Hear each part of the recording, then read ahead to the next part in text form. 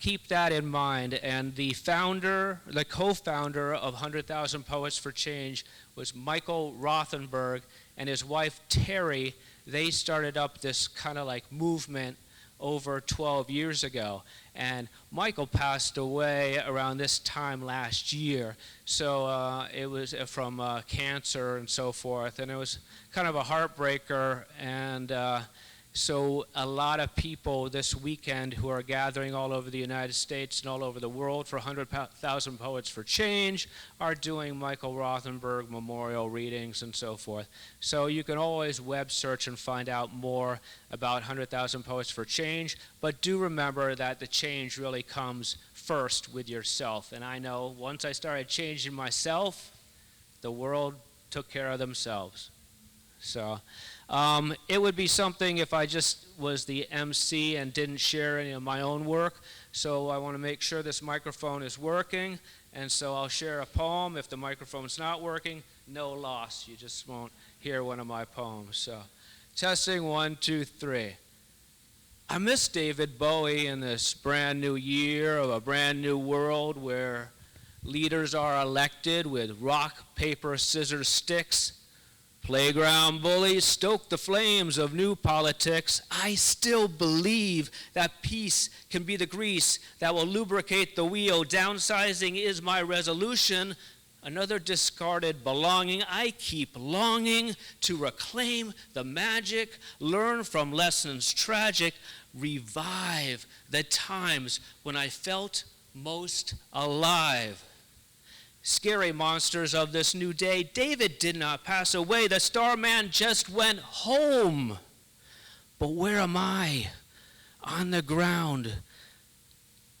This pandemic puzzle piece person, where am I? Where do I fit in to the puzzle of life? Where is my place in a world without plans?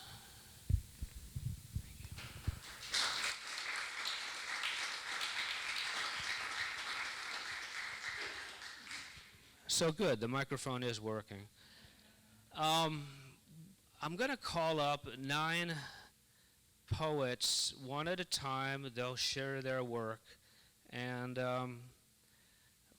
one year when we did this, we did it in alphabetical order. And then one year we did it in reverse alphabetical order. And then that's kind of like a good way to do it, because then people are like, well, it's my last name. I have no control over that. It's not like you're calling up the most talented poet first and the newcomer last or what have you. So I'm searching for my list right now. But how about, so who would be first? Bridget?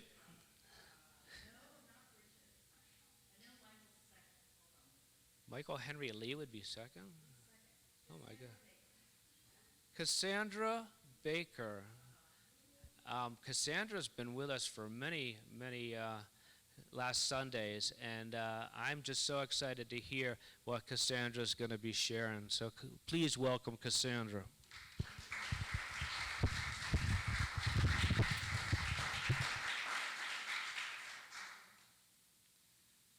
Hi, I'm Cassandra. And the last time I did open mic poetry was at the last Sing Out Loud Festival. So it's good to be up here again. I haven't been able to come on the Sundays because of work. But anyways, so I was writing though. And my poems that I chose, they were all on the same theme, so I apologize. But it was intense. And all right. Let me start with the first one. Is called Reflection. I learned things I didn't want to know. It was intoxicating. You put on quite a show. Falling for your charm, I reveled in your attention. Your intention was to harm. Then truth came crashing down. I did not expect your evil games, the circus and you the clown. Over and again the cycle began. It was twisted and kept me down. Constantly I waited, thinking you'd come around. The abuse you perpetrated, I began to come unbound. Everything I knew became untrue. The necessary no contact is what saved me. I reached the end of my rope, pushed over the edge. You were my dope. Okay, 1 second.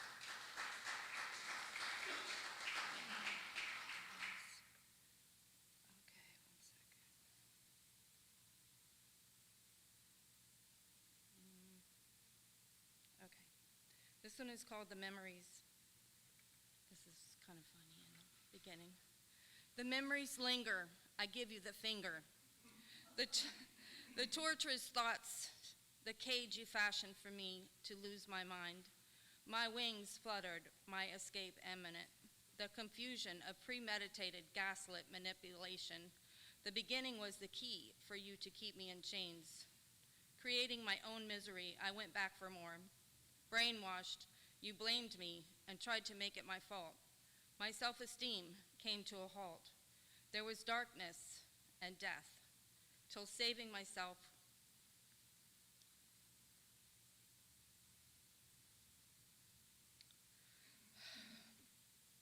was the only way to live, insane with the fear of you coming near, giving me the space as I tried to erase any trace of you. I didn't expect this to happen. Seeking God's grace, never again to see your face. The time you stole was fear-laced waste. So,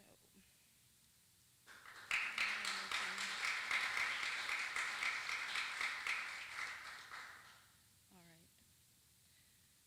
On the horizon that I can't see is a new life to live. New experience to bridge. It has been a tumultuous road, leaving behind an angry toad. Bitter from the crazy ride, the ghost of him has died. I know now what is real. My mind he cannot steal, fended off a dark horse, his loss, of course. He was a sad, tortured soul. As I heal, I began to feel whole. Escape has spanned my wings. I'm free as my heart sings, on to better things.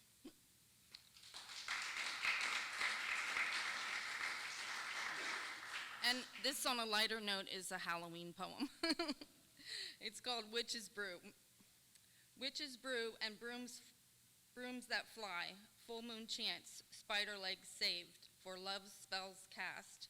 You will be trapped at last. As the haze of darkness settles on the treetops, jack-o'-lanterns glow as ghosts whisper past. In anguish the wolf howls, slobbery, drooling jowls, and the hoot of owls. Trick or treat, my pretty, come here, kitty, kitty, just for a little bitty. Come into my lovely house, I'll cook you up hot, stir you into the pot. Oh yes, you've been caught. It only hurts if you squirm. Snakes and snails and squiggly worms. That's it. Thank you.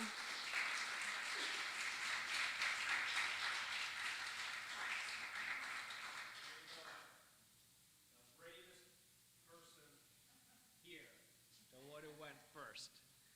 I want to give another round of applause for Cassandra Baker. So the next guy who I'd like to call up is my right-hand man.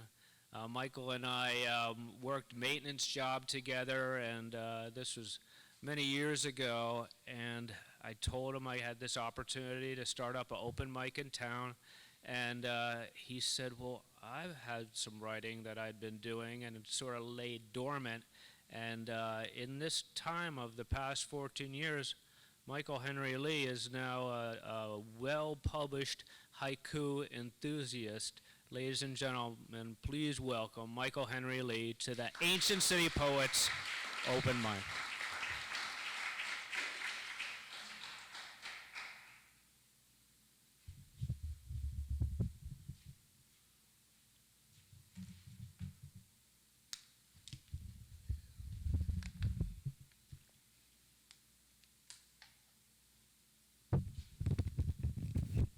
Thank you, Chris, for that introduction.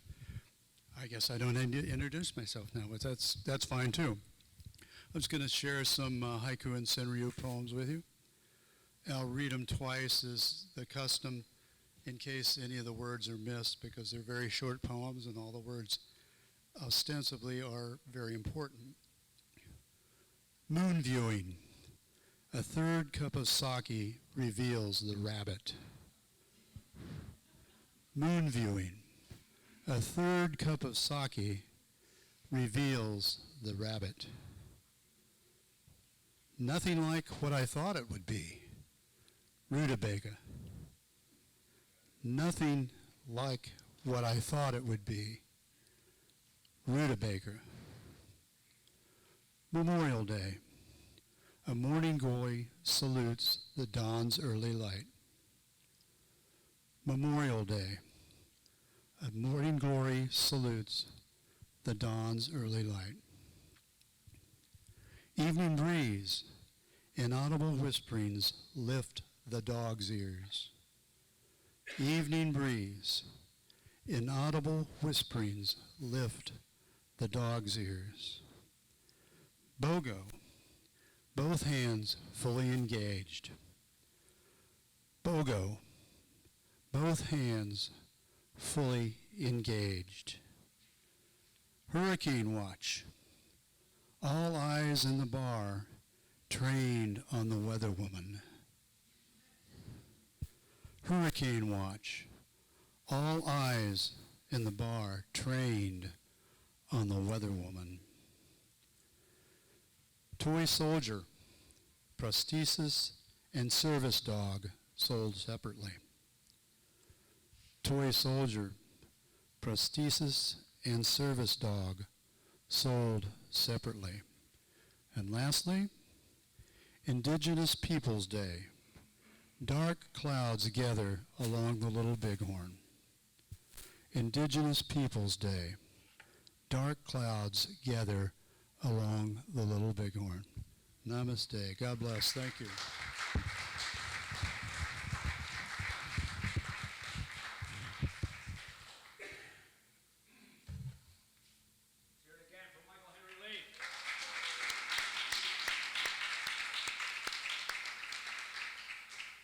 And now, for her first showcase opportunity, poet who's been showing so much promise and potential, like we all do, actually.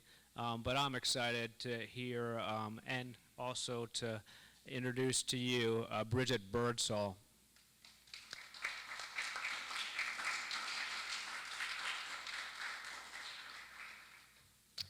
Thank you, Chris. Your introduction is ironic because my poem today is about saving the world. And for me, poetry is like prayer. And so I will be reading one poem. It'll take about 5 minutes. It's called Ode to Mother Earth. Will you sing with me? It's all there, resting in our swollen hearts, each raw-edged, gaping wound, every ragged memory rounded out with our mother's love. Together may we see beyond our eyes, level the playing field. Pray, pray, pray. The melting ice caps by some miracle answer our desperate call.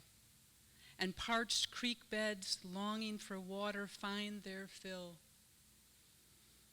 I wish I could tell you with words what it is she thirsts for surely we all suspect it's more than water.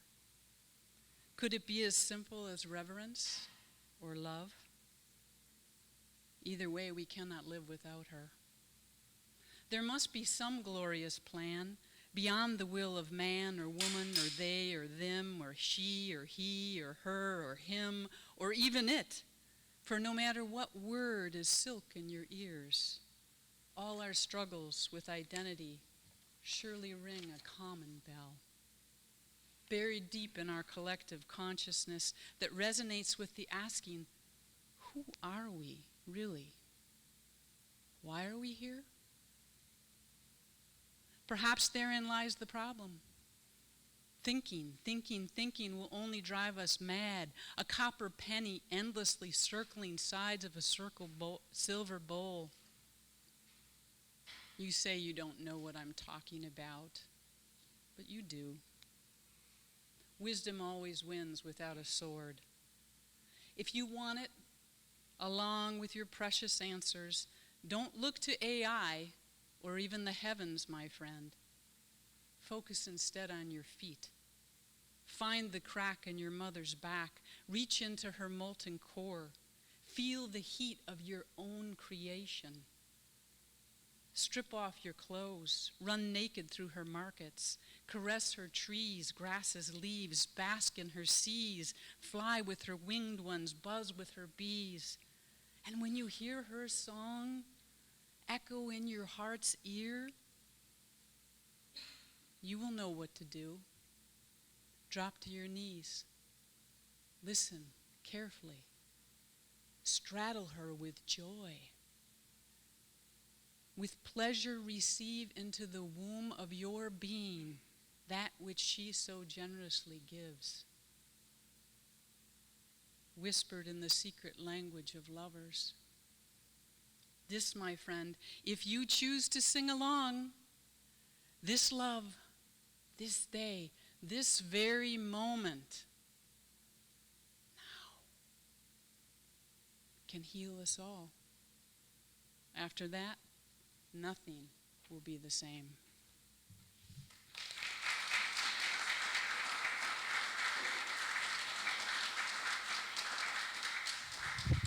How about that? Thank you so much, Bridget. Fantastic. Next, we have a long timer. That's what we call people who are people who have shared a lot at the open mic. They're long timers, and Annie Kirinagua is certainly in that classification. Please welcome her to the podium.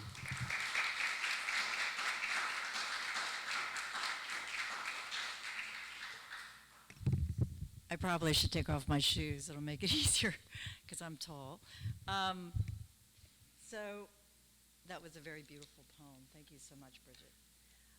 So I was thinking yesterday, what am I going to read? I mean, I had some ideas, but actually Facebook does have its usefulness because, you know, the memory feature on Facebook came up. And there was a poem I wrote that I completely forgot about in 2016, and it actually presaged a very big change in my life. At the time I wrote this poem, I had no idea, but not at least consciously, about a very significant life passage that was to take place. But I think this is part of the power of poetry. It does access our innate wisdom if we allow it.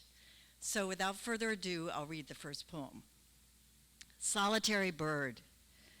Solitary bird flying high, alone across the morning sky. And I sit outside enjoying the splendor of morning light.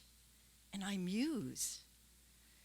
Usually in flocks, it is rare to see a bird all alone, elevated so high, and making her own way across the great blue. My inner being expands, for she is speaking to me about myself, that I am that freedom. I am that glorious expansiveness, traversing this pathless path of blue. That great peace expanding in all directions, magical love in communion with all of nature, and solitary point of light, at one with the light that is everywhere and at all times, as well as timeless and spaceless. She tells me, I am taking flight. I am taking flight and soaring into freedom. She tells me, I am.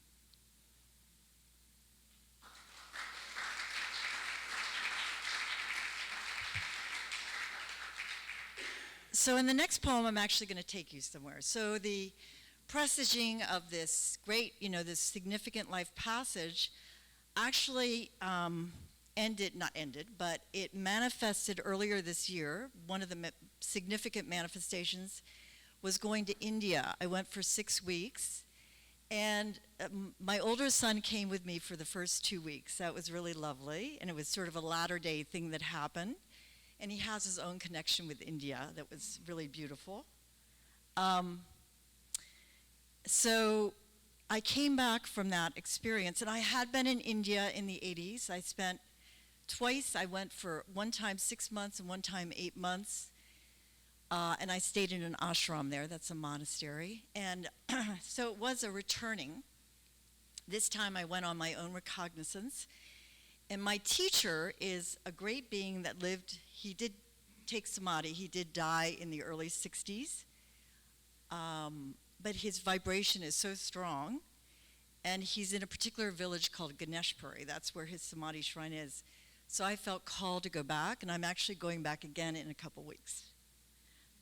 India. So take this journey with me. Scooters whizzing by, tuk-tuks galore, of which I took quite a few. Cooler mornings give way to rising midday heat. Walking to the village, and passerbys greet and acknowledge. Namaste.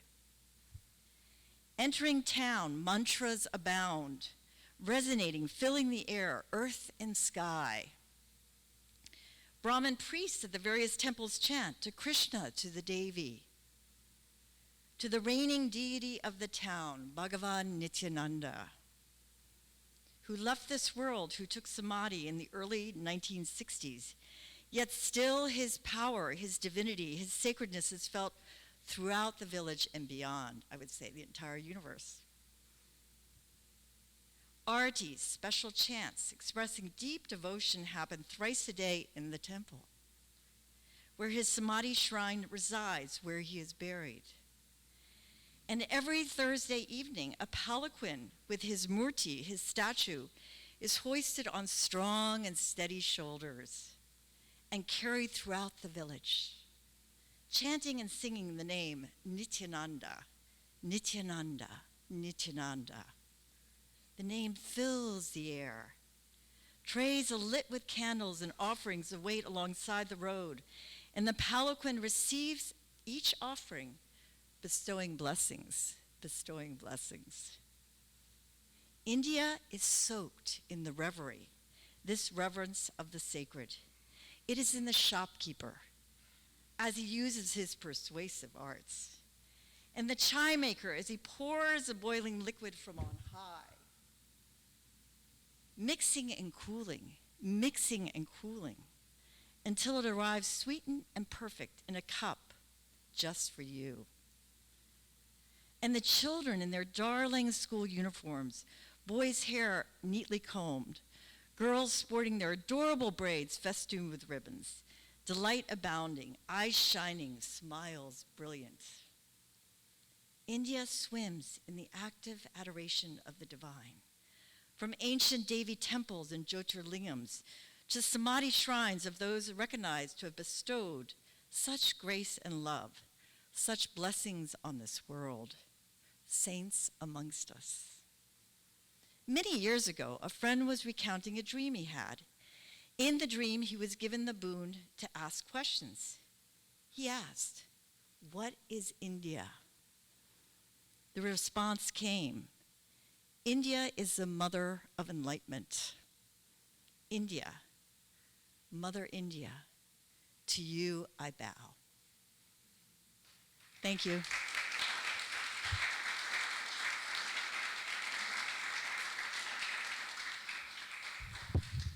Thank you so much. Let's hear it again for Annie.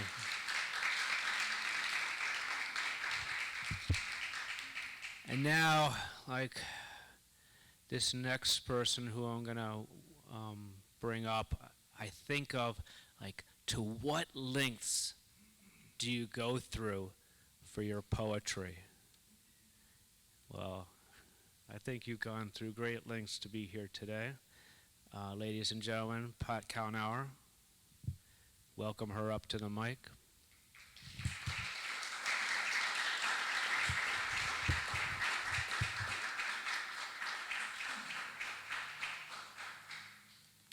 Walking without my cane, 18 days with a new knee. Yay!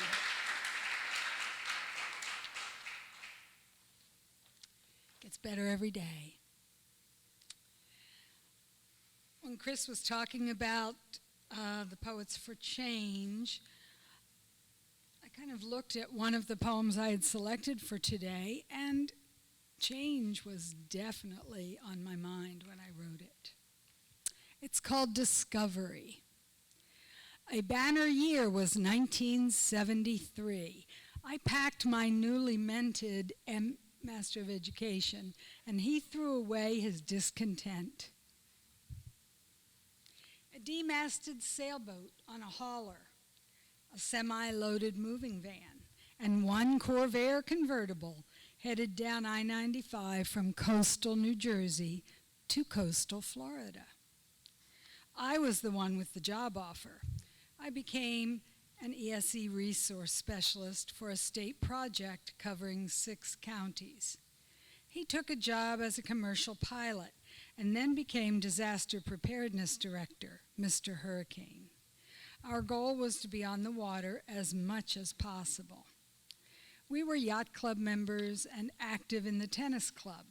We sailed Charlotte Harbor and the 10,000 Islands. We discovered Cayo Costa and Cabbage Key, Boca Grande, Euseppa and Gasparilla, Sanibel and Captiva. Sometimes we flew to Cedar Key, buzzing the stilted restaurant on Dock Street, and they sent a car to the airstrip for us. There were no condos then, little yellow, blue, and pink cottages like a child's drawing of imagination. An old hotel downtown, all small-town quaint, and a treasure. Other discoveries revealed themselves. I learned that, on a day I was doing a workshop, Susie could not have lunch in a barbecue place in LaBelle. She was not white. I learned that sugarcane fields in glades were burned after the harvest, polluting lungs of farm workers' children. I learned that hate and fear ended lives. I learned that 2 brothers with hemophilia had their home firebombed in Arcadia after they contracted AIDS from blood transfusions. I learned about false smiles and bless your heart and self-righteousness.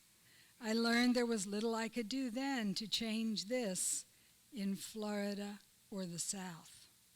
I also learned that the fire in my soul to change it would never be quenched.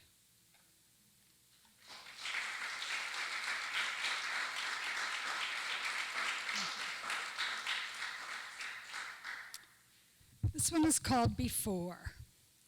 The origins of our discontent, our perceived fall from grace, our selfish and blind adherence to the destruction caused by greed began generations before. Before the glorification of riches, before inventions expanded lives, when humans chose to claim the right to more than, better than, richer than, entitled to loot and squander. Equating birth circumstances with omnipotence, creating myths to reinforce status, inventing a system to kneel on the necks and tamp down the dreams of dissenters, marginalized, and sages. Always taking more than needed, little by little plundering earth, sacrificing the indigenous and the poor, violating and cheating and destroying with care only for their gains. Reinforcing entitlement as a birthright, taking, hating, using, and abusing until our planet and her masses lost viability and survival. Sustainability, a concept no longer. The earth, depleting, raged against man. All species, innocents among them, laid bare to the forces of an angry world. Floods, fires, storms, warming, quakes, winds, her warnings and her throes. And still man denied, and still he warned, and clustered into narrow-focused tribes as the human scourge was decimated bit by bit, and existence was reshaped and hardened. Still stratified into haves and have-nots. Survival, difficult and paramount, every baby born a symbol of renewal, tied to the promise of a rising phoenix, who smites the babes of other tribes until the source of life is extinguished.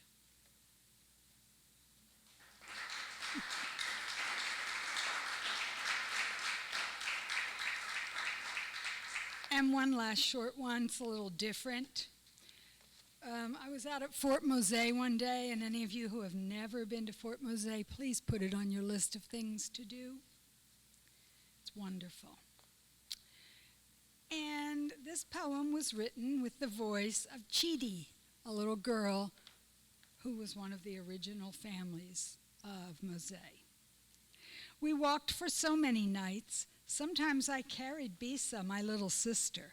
She got weary and cried, and Bamama was afraid a slaver would hear. Tata was leading us south with others seeking freedom. I know of that word. Bamama and Auntie said no one would beat us again when we could not work. People gave us food and drink. They had long hair and painted faces. We saw birds and big raccoons and gators in the scary swamp. Crawling snakes chased us. We came to a place called Mose. Tata and other strong men made a house for us. They hunt and we grow some food. They are soldiers now and free. We are not afraid. I am Chidi and I am brave.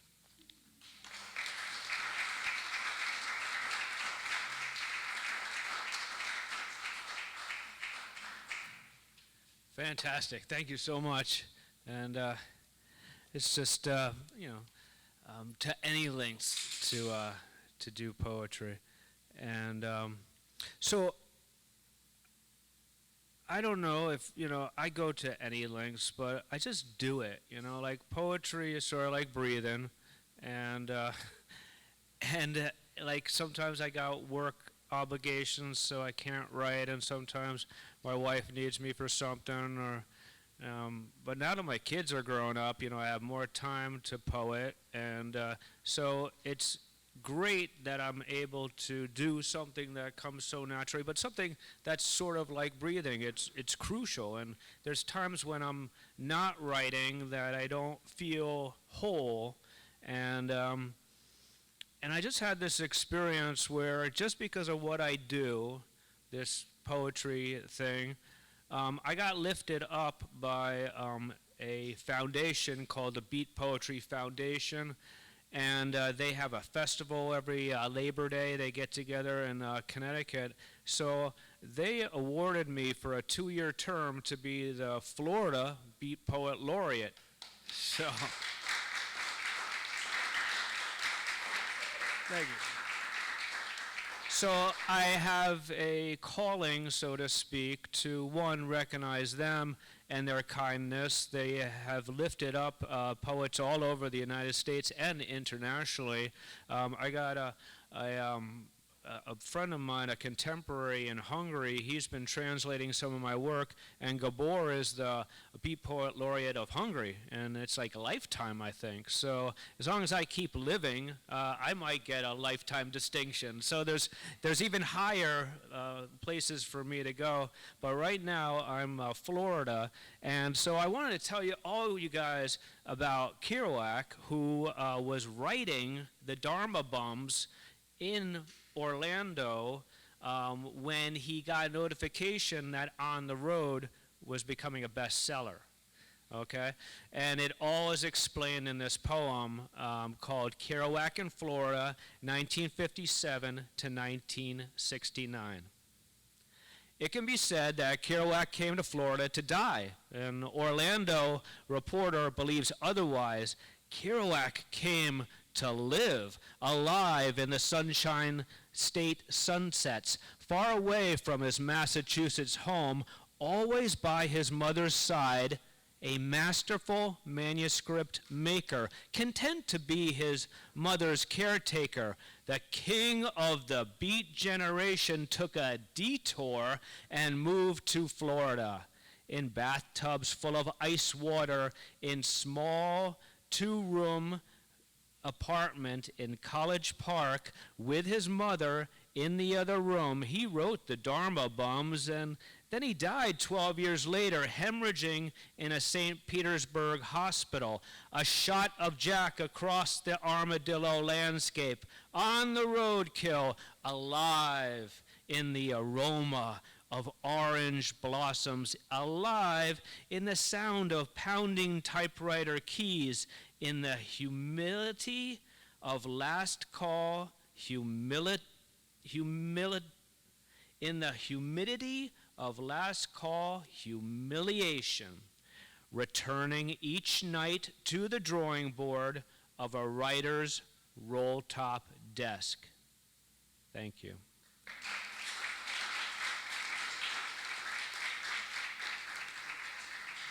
Good thing I didn't flub it like that up in Connecticut, huh? Anyway, it's a pleasure to be emceeing this event. And the next cat that I'd like to bring up is like a multi-dimensional artist, musician, poet, fine artist, Kevin P.M. Bring it.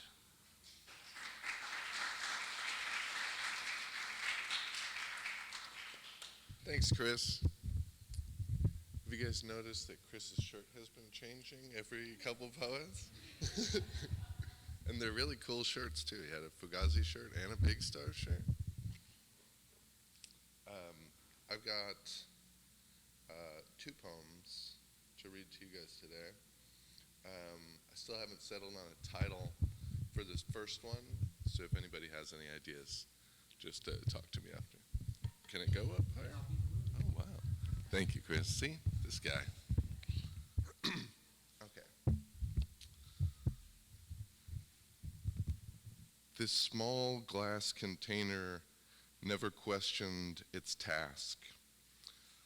Always trying its best at what you were made for, it contains your childhood, or preserved pieces of your childhood skeleton, like shell shards cast ashore to make the space for the last bones you'll show the world when you're as mad or as happy as any other living animal. A small glass container contains this shrapnel excavated during triage by string and doorknob or warm washcloth or caramel apple. Before going back to battle, tonguing the absence, later told it will be sold as relic or raw material, mixed by a trickster with happy thoughts to keep us up until morning. Small glass container, I see your bones through your transparent skin, a home of stones ground down to powder and struck by lightning during lightning season. Now even homes built in your own lifetime are old enough to have rats in the walls. Only the bathroom stall for quiet, opaque space within. The glass container, though the sadness never settled, like a house or the excuse a house gives for the sounds of rats or ghosts. Though the sadness never settled, we all sit down and take our places to watch the passing of the last of the good old days.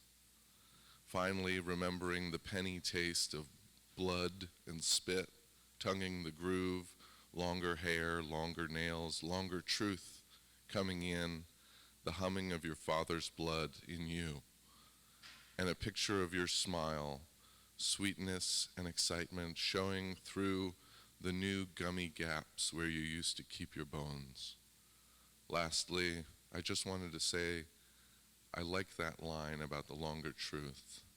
The story is going on and on forever, and it's no wonder that no one wants or has the space to contain it all. Some of the stars are always going to be behind you, smiling.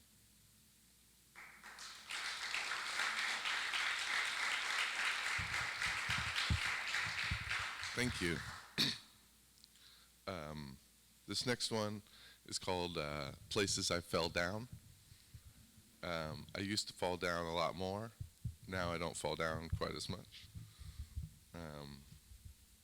But the ordinary world was fine before It got punched in the fucking face by the front gate in the front lawn after being told to leave for the second time. One more bump or one more song.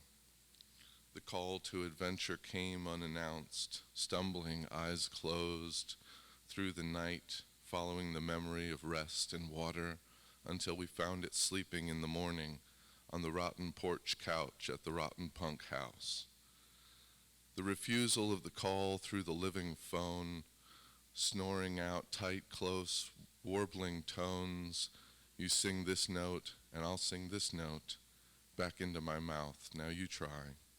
No, that's not quite right. It's more like this. Meeting the mentor and forgetting to write it all down and pick it up and unpack it later and learn the metaphors. If the recipe doesn't work, then say it was an allegory for the discovery of self. Crossing the threshold and rolling its ankle, lying on the ground behind the downtown convenience, keys clutched like knives in swollen fingers, scratching back into the paint that painted over the sign that said, Young Americans. Tests, allies, enemies, every one of me woke up with broken teeth and bottle caps, singed hair and melted sneakers in the morning, late for the places they were supposed to be, spent all night on it and it's still not ready. Approach the innermost cave and save what you find. Harvest the lichen and use it to make strangers cry. If it's good shit, it doesn't matter where it came from. It's as yours now as it ever was, as anything has ever been. It's not your meat, it's not your cum, it's not your love. The ordeal feels better looking back on it now. You're not making a big deal out of nothing. It's real, and it's okay that you feel bad. I'm looking at the map right now, and I'm telling you, it's never going to give you the whole picture. If the rewards look familiar, it's because you gave them out last year, and you thought you wouldn't still be here, and you thought you wouldn't still be having this conversation again about giving the same rewards again. The road back feels like the bottom third of the shopping mall coin cyclone game, in which, as a child, the point of the game and the fun of the game is watching your change spiral into a hole. And as an adult, it comes from trying to grab it at the last minute. Resurrection does not come to those who wait, but with determination to change and stay, passing back through plates of old lives left behind in the places you fell down, you decide to try for the kingdom one more time. Thank you very much.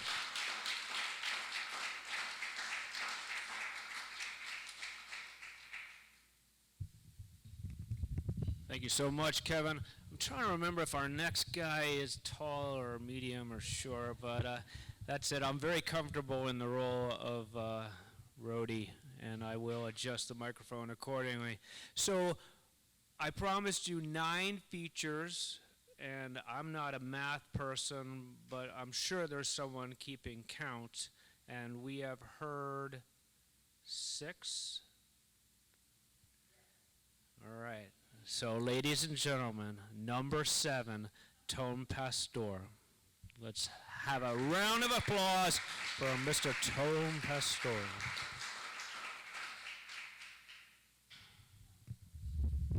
Thank you, Chris. All right, can you hear me? All right. Never silent. 6 a.m., sitting in a chair in a dim-lit room, mind mending to meditate. It's never silent. Instead, crickets. Distant crickets by the million. Tinnitus, tinnitus, tinnitus. Just ignore it, explore it, or absorb it. Dog awakens, ambles to a grassy piss. Birds, little ones are the loudest ones. Sable pond fronds in the breeze sound like a table dragged across a floor. Back in the chair, black TV screen whispers, push the remote, push the remote. It's never silent.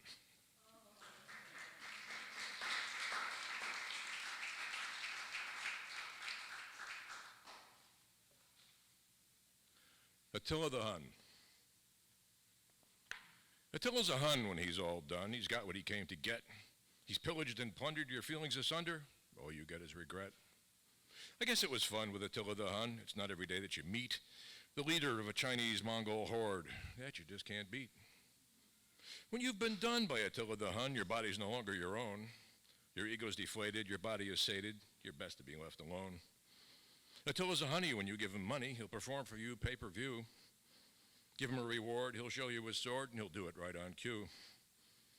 Once it's begun, Attila's the one to finish what he's gotten started. No army can stop his invasion of you. He'll leave you broken-hearted.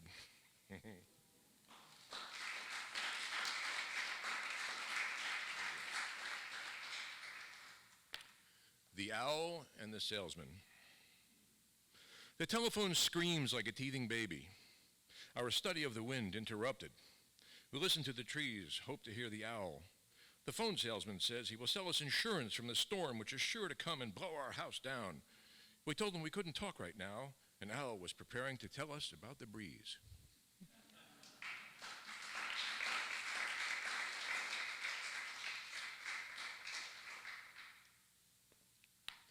The old church.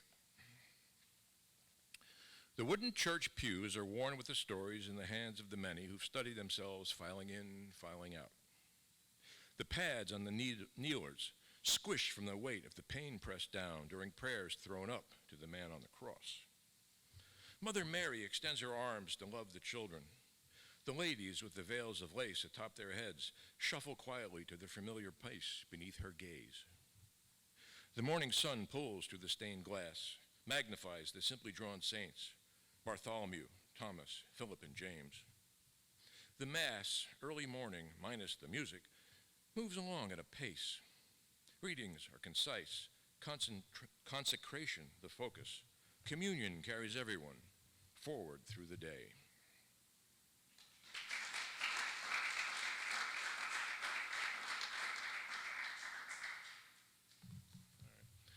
Doesn't get any better.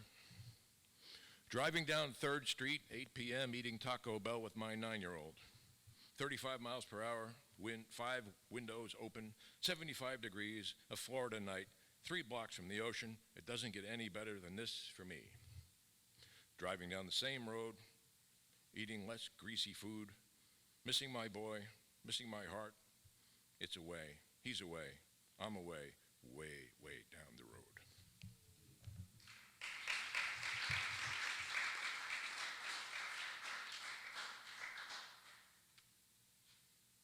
I guess I'll close with this one. Convergence. Plans can be made to make a moment of memory. Visits to a postcard arranged for a fee. Ours didn't happen at the south rim of the canyon or when we saw a mountain lion's tail behind a pine. Neither the icy green waters of the Colorado River nor the 1,000-foot-high walls near the Glen Canyon Dam.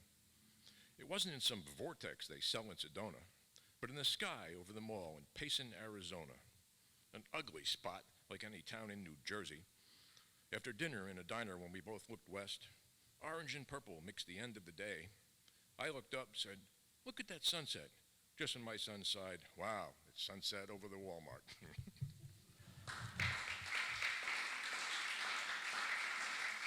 Thanks for inviting me, Chris. Awesome. So good to hear you finally, Tone. A couple of showcases, schedule changes, and so forth. It's kind of like Spinal Tap drummer, always needing to be rotated around, but we finally got you in the slot, so fantastic. So a couple of times while I've been calling people up, I'm like, yeah, I'm really excited to hear this person perform, and I'm starting to sound like a broken record, but like there's probably people in the audience who don't know what I'm talking about, right, because of today's technology, but records are coming back, you know, I mean, my eldest daughter's 32, and Courtney, my other daughter, will be 30 in January, and, you know, I got a record player, and I showed them, you know, and I was actually a college radio DJ when I was in college, so I taught them how to queue up records and so forth, and how to, you know, just operate a DJ coffin and stuff like that, and but I don't think that's the typical story of people in that demographic. So There used to be a thing years ago called a record, put the needle on the record, and then it would skip, and the same thing would be heard over and over again. And that's a broken record. And now, someone I'm really excited about bringing up, Dan Welch. Bring it.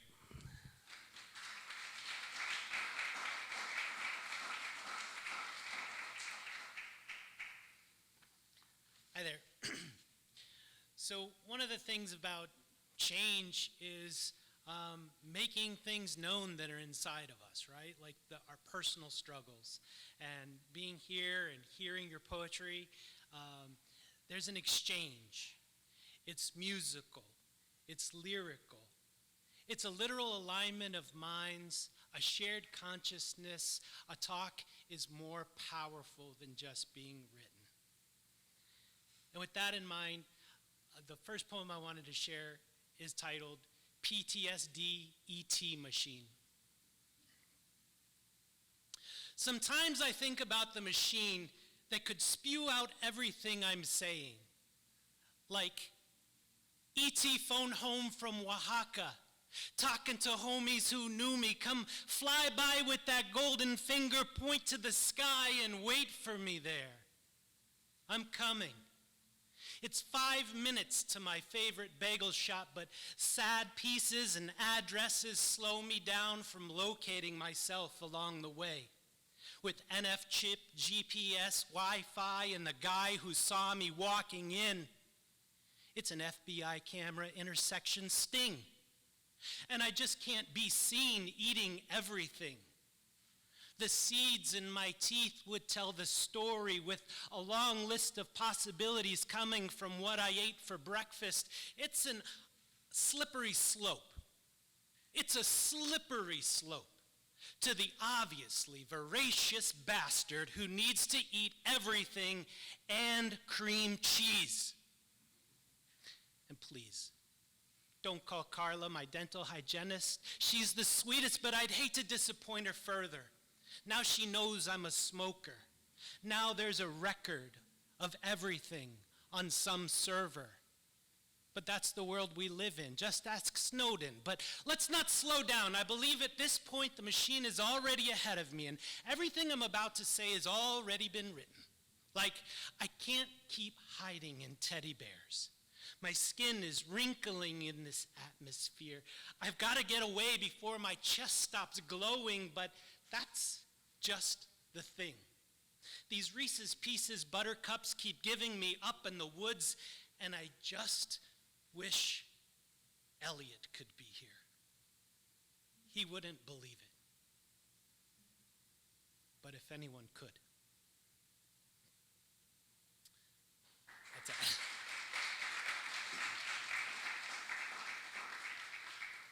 This is a poem I plopped into a manuscript for a chapbook. I've never had a chapbook published, so I'm starting to put together a manuscript. Let's see what happens. It's called In the Company of Butterflies. Perhaps they find themselves face to face, knowing the sweet butterfly, the squirmy caterpillar, the soft landing, the chew. The colors displayed in muted gray, the spots, the fruit, the leaves, the chew. The way they move just for another bite at each other. Perhaps it's not so much a search for identity as it is seeking expansion with such tiny legs. Disappointed, some are finite, without the curiosity of change, of mystery, doing things behind the curtain, making a misted silk cloak, landing in a meadow, a historic mountain, a headstone, a lit stop for a sip of life past living, inhaled, chewed upon. Perhaps it's the best way to reach something in the moment of unknowing, to breathe. Summer's buzz accompanied by manzanitas, seeing both are omnidirectional where maps overlay, possibilities grow as much as they may shrink. Perhaps where they end has nothing to do with being alone or together. Perhaps where they begin is always blinking, buzzing with electrum, urim, thummum, catching the lucent vellum where gravity's stone pulls them down to see themselves again. Together, a grotesque beauty, chewing. That's Alan.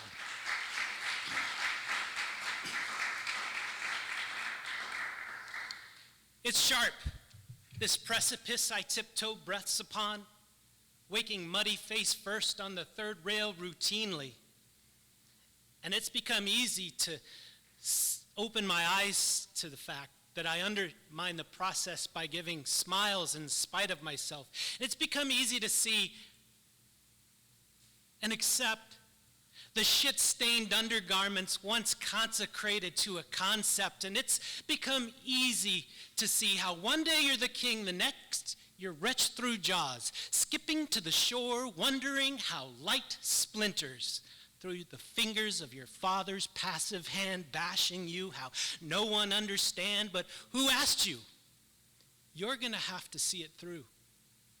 Your midsection blindside on Broadway at noon. I call that one the guts.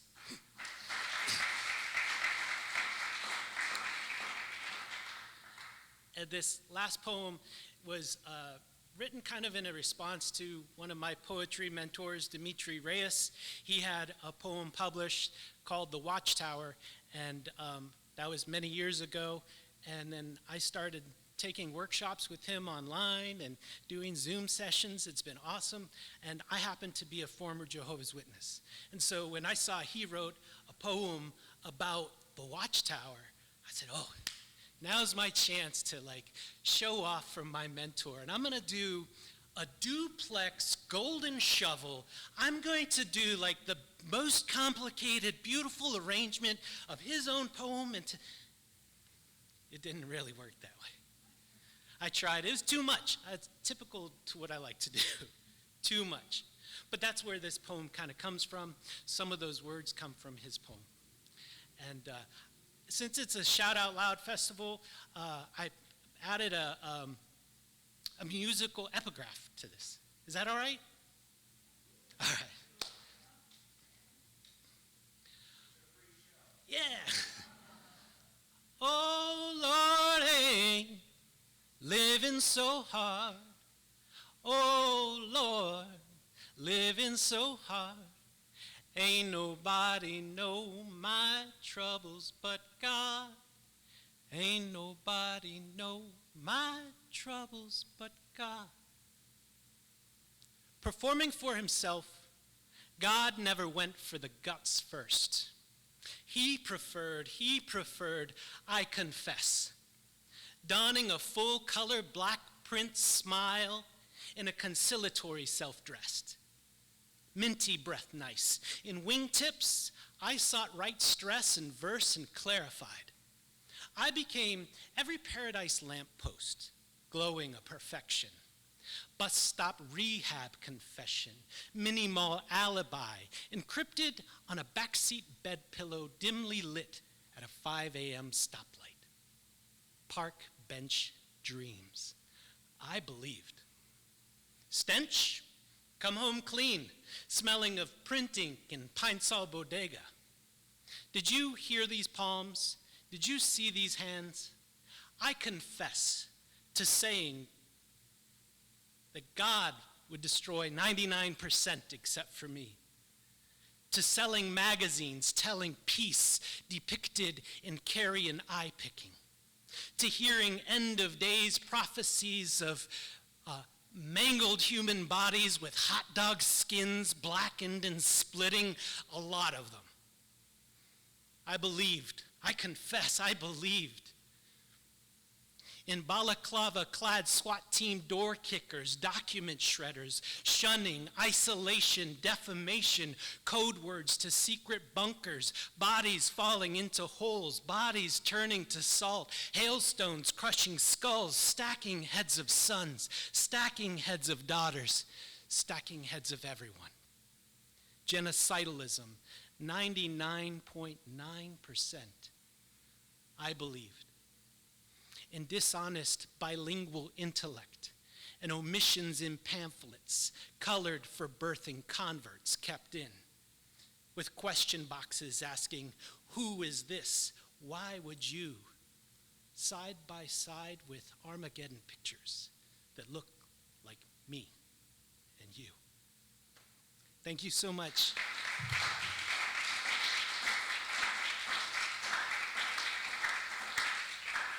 Thank you again, Dan. So we got one more on our spotlight. It's a little bit past 4. We're going to hear from Robert Waldner. Then we're going to have a little break and do some book giveaways. But you're going to have to race me because it's like all those books. Just if you want to give us a donation, there's a QR code or throw some cash in our hands. But the most important thing is to get these books in your hands. So all these books are made available. Some stuff from Flagler College, their literary journal, some stuff from Tome Pasteur, some of just a whole collection from all over the United States of different poets and so forth. And then Robert's going to grab the open mic list and call up the poets who want to share during the open mic. So without any further ado, Michael Henry Lee is my right-hand man, so Robert's my left-hand man. So let's hear it for Robert Waldner.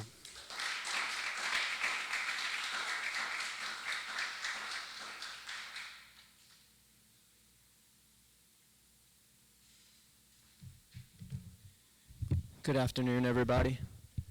I have 6 poems for a total of, I'm not shitting you, 4 minutes and 59 seconds. So I'm going to ask that please hold, if you feel that I'm worthy of applause, please hold it for the end. All right, thank you. They told me to write about it if it hurts. They said to compose honestly regarding the illness of mankind hardening my heart. They also said to take nothing personally, to disregard the abhorrent emissions of the abominable, those who render spewings an opposition of my essence. Secretly, they were members of the demographic in their reference, engendering the hurt they tried to underestimate. I am mindful. I take it all to heart. I will ever indict sincerely about my hope for humanity and to its contributions to my soul's induration. Fading. Brittle light flakes away and falls little by little to the earth. Now feeble and dim as what once shone strong and bright, like dying fireflies, lumens fall at shadow's birth. Time wrought and despair ridden, the light just dulls but does not die. Yesterday's brightness time keeps hidden. Shining stars become less prevalent with every frame of the midnight sky. With muted beams, so dwindle humanly dreams. So as the fading stars tonight lull you to sleep, hold fast to the visions the impending darkness is kind enough to let you keep. Window pane. The rain blankets the panes of the windows to her soul. Only vivid colors shrouded in chaos, a view obscured as the scene from the road. Looking in from without, one can only guess what it is like for her to look out from within. What does she see through the distortion? What does she conceal as her time becomes thin? Is there anyone willing to weather the torrents, to run to her door, to comfort, to console? Tears blanket her pain, but do they cleanse the pains of the windows to her soul? Civil war. When all the walls around me crumbled in the crossfire of love's secession from reality, I found you nestled in the elusive shelter of a shrapnel-riddled towering oak. I hid with you as musket balls whizzed by overhead by day, too scared to emerge in the morbid quiet by star-dazzled night. We outlived the war-torn tree, but as it decayed, we stayed, and the grass, nourished in the blood of soldiers long dead, grew over us even after the bodies had been carried from the battlefield. and so became the civil war between you and me. Embracing the somber. Autumn seems to be the season of my annual awakening, but it comes from a dissonant melancholy, where for once in an entire year I am shattered by every pinprick, submerged by every raindrop, and chilled by every subtle breeze. A personal change conveys on the wings of my consciousness. Remembrances weigh heavy on my soul and regrets on my mind. There are an abundance of both. But I am present in a way that perhaps nobody can understand. Personal growth is born of my annual introspection, not in the form of mainstream success, but in a deeper love for humanity and a longing to be more the person my loved ones are in need of. I change by embracing the somber. I may breathe heavier, but I savor every breath. In my mourning, I also celebrate, not in the same way as a eulogy at a funeral, but in the way of a molting where I shed the outer skin of my soul that it may so that it may continue to grow. My inner change comes from the rounding of sharp edges eroded away by the cooling of the earth.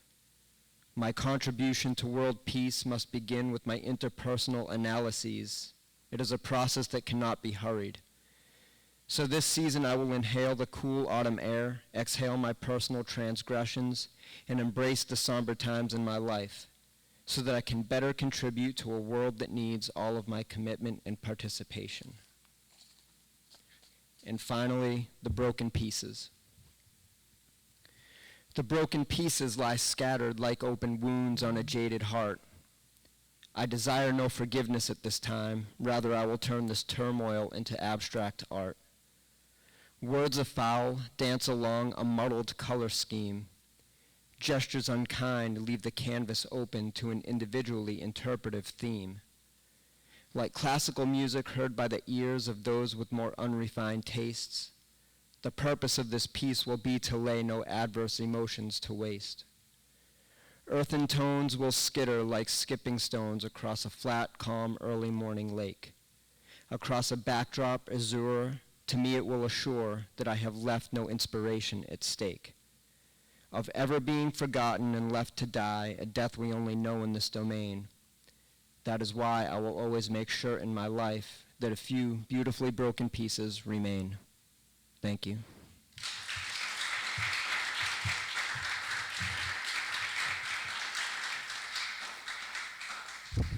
Let's hear it for Robert.